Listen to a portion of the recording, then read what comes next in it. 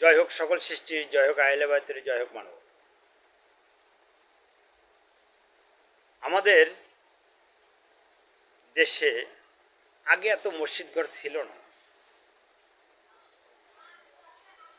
আগে মানুষ নামাজ না পড়লেও তাদের ইমানের একটা শক্তি ছিল, কথার একটা জোর ছিল, তাদের একটা ক্ষমতা ছিল, তারা বাঁচতেও অনেক দিন। দিন যাইতেছে, ঘরে ঘরে মসজিদ হইতেছে, মানুষের ইমানও দুর্বল হইতেছে, পরের হকও মারে খাইতেছে, বলৎকারও বেড়ে গেছে, শিশু নির্যাতনও বেড়ে গেছে। আসলেই এখন আর মমিনও নাই, ইমানদারও নাই। আমরা খুব কঠিন বিপদে আছি।